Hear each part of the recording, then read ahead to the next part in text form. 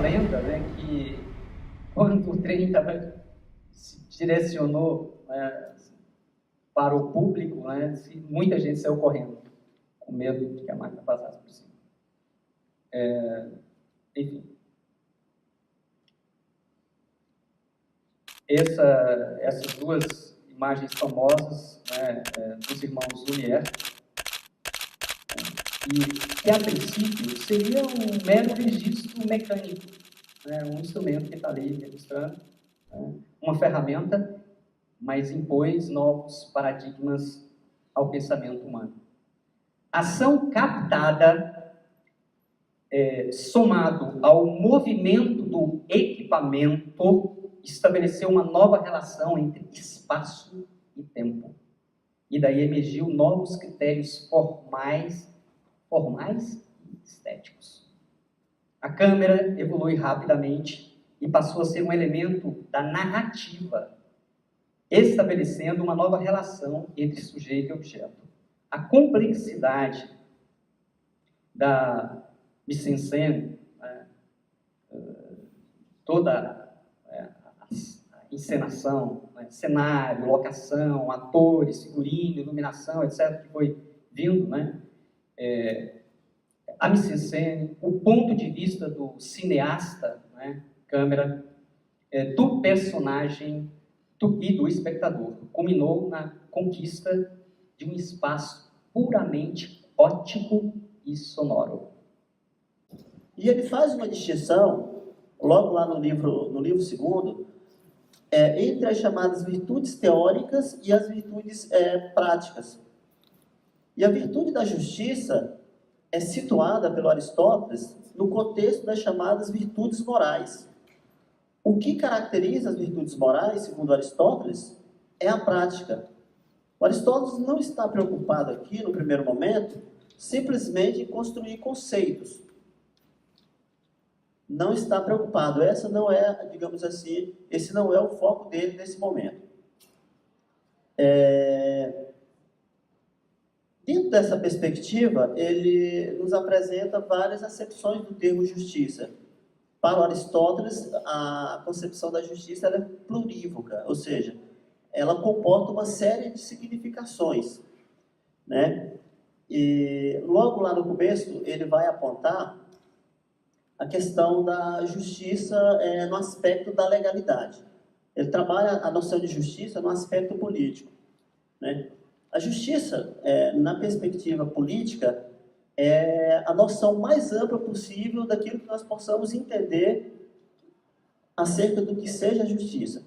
Dessa concepção geral derivam duas espécies, que é a chamada justiça legal e a justiça natural. É uma imagem sobre uma criança envolta em alguns panos. Resumidamente, eu estou aqui para falar de fralda. Eu estou aqui para falar de fralda ou então de um cobertor que envolve uma criança.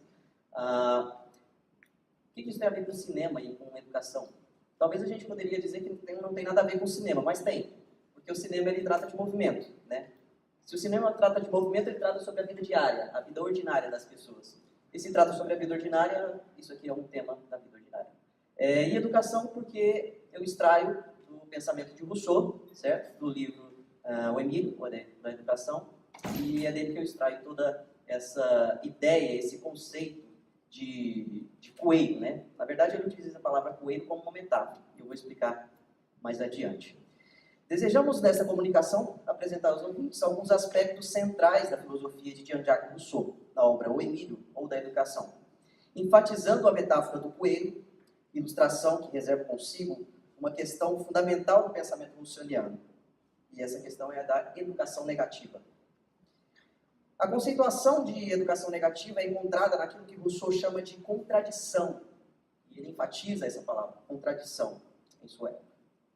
Isto é, um paralelo encontrado entre dois dos três tipos de educação apresentados pelo autor. E quais são esses três tipos de educação? São eles: a educação da natureza, a educação dos homens e a educação das coisas.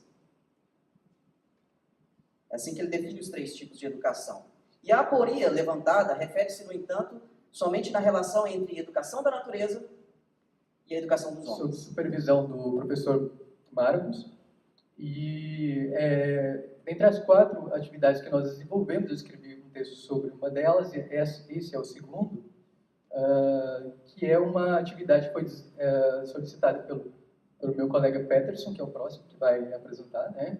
Eu particularmente, é a atividade que eu mais gostei de executar, e a que eu menos tenho afinidade, né? E por isso mesmo me senti mais motivado em procurar essa conexão entre filosofia e literatura.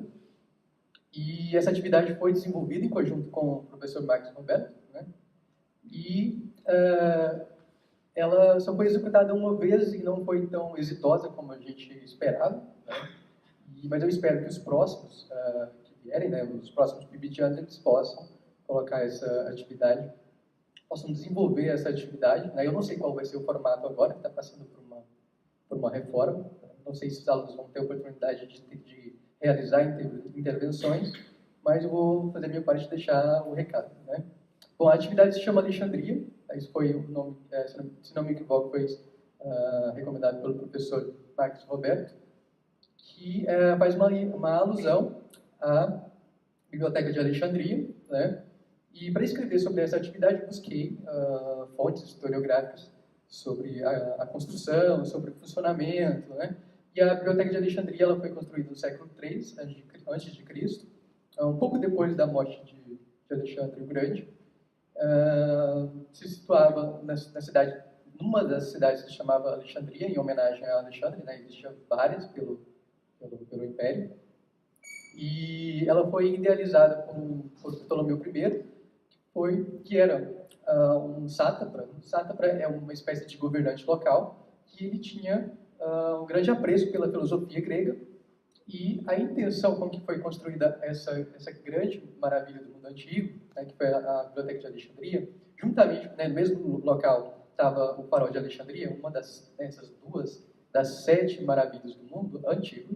Tão pouco tempo para falar sobre a vida do Kierkegaard, porque é extremamente necessário, e eu faço parte de um projeto de pesquisa, só reiterando isso também, sob orientação da doutora Eliana Curado, fazendo aqui uma menção honrosa a ela, também estou apresentando aqui em nome desse projeto de pesquisa. Por que eu estou falando a respeito da biografia dele? Uma vez que toda a filosofia dele é extremamente autobiográfica, e aí eu quero que vocês entendam isso ao longo da palestra. Quem que foi Kierkegaard? Kierkegaard é filho mais novo de diversos outros irmãos, e ele começa a viver sucessivas tragédias na vida dele. Morre um irmão atrás do outro. Um ano morre um, outro ano morre outro. E o pai dele, então, vai enxergar isso como se fosse um castigo divino. Como se Deus, então, estivesse lançando uma maldição em cima da família deles. E por causa disso, então, ele vai entregar aos seus 2 filhos mais novos, inclusive o Kierkegaard, a vida, então, de carreira eclesiástica. E vão, por sua vez, estudar teologia. Até que ele descobre uma segunda grande tragédia, que é que ele é filho de um estupro. Ao descobrir isso, se revolta mais ainda e se entrega a uma vida desregrada, ao hedonismo, à mulherada, às bebidas e afins. E todas as dívidas que ele vai fazendo, que são muitas, ele entrega ao pai para que ele possa pagar. Após a morte de um grande professor, uma pessoa que ele admirava muito, então ele reconcilia-se com o pai, retorna ao estudo e começa a viver uma vida mais regrada, então. Até fazer o seu doutorado, se eu não me engano, é o conceito de ironia em Sócrates. E ele, por ser um cara extremamente inteligente, tinha estudado latim, tinha estudado grego, tinha estudado hebraico, então com um sucesso estrondoso, um pouco depois do seu doutorado, ele rompe o seu noivado com a Regina Olsen, como foi lido aqui pelo Aurélio, e rompendo esse noivado, ele alega simplesmente ser melancólico demais para viver uma vida de casado. Um bom argumento, mas não sei se funcionaria. Em 1855 ele vai então falecer, cai na rua completamente consciente. Um mês depois ele chega a falecer. Ele é chamado por muitos como Nietzsche cristão, tão veemente quanto Nietzsche, entretanto cristão, né? Boa noite a todos. Em primeiro lugar, eu quero agradecer ao professor Barbaro pela gentileza de me convidar a participar. Eu fiquei lisonjeado. Agradeço imensamente todas as palavras, espero ser merecedor de todas elas. E como já foi dito na apresentação do resumo, eu trabalho no ensino médio, né, no Colégio Estadual Cecília Meirelles, que é um centro de educação em período integral, e desenvolvo lá algumas atividades que, inclusive, tive o prazer de ter aqui como participantes alguns alunos, né, da PUC, como estagiários, como PIBID.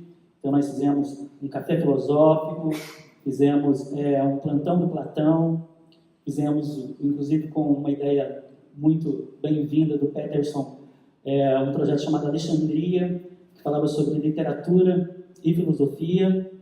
E então a gente tem também o Cine Sofia, que é um espaço dedicado à reflexão filosófica acerca do cinema, né? Ou seja, a gente passa um filme que tem ali algum elemento que possa ser trabalhado, convidando grandes pensadores a darem a sua contribuição, ou seja, sobre a perspectiva de um ou de outro. Isso é uma coisa que tem tido um bom resultado entre os alunos. Os alunos gostam bastante. E sobre o projeto propriamente dito, Docs Episteme, eu comecei há pouco tempo, tem poucos meses. Então, é um canal no YouTube, ele tem 8 filmes ainda, ou seja, 8 vídeos, né? E a pretensão era justamente essa, assim, fazer com que o conteúdo de sala de aula fosse além dos muros da escola. Ou seja, nós temos apenas uma única aula de filosofia por semana, é muito pouco. Há quem diga que é sabotagem, né? Ou seja, é difícil aprofundar uma discussão filosófica que demanda tempo, reflexão, num curto período de tempo, ou seja, muito pouco tempo. Então, eu senti a necessidade de levar para fora da escola, fora do tempo, determinado também questões filosóficas do interesse dos alunos, né? Então, o objetivo é sensibilizar os alunos através do audiovisual e fazer com que eles, em casa, né, no horário, enfim, que eles têm livre, de ócio, eles possam sentar, assistir o vídeo e fazer com que eles tragam elementos para serem discutidos em sala de aula. Ou seja, pensar criticamente é pensar com critérios. Então, o objetivo da filosofia é apresentar aos alunos uma ferramenta, uma caixa de ferramentas conceituais para que eles possam pensar com critérios. Então, o objetivo do vídeo é justamente esse, como já foi dito no resumo, de forma lúdica, numa linguagem mais acessível ao aluno, né? Assim, um quê de comicidade, se possível, mas tentando trazer o aluno para a discussão filosófica. Porque a filosofia, eu sei que isso vai parecer meio clichê, mas ela nasceu na praça pública, na Ágora, e agora a grande Ágora, né, para o bem e para o mal, é a internet. Ou seja, é lá que os alunos estão, e parafraseando o Milton Nascimento, assim, é lá que o filósofo deve estar também. Ou seja, nós temos que ocupar espaço também nas redes sociais, na internet, e assim tentar, de alguma forma, trazer os alunos para a reflexão filosófica.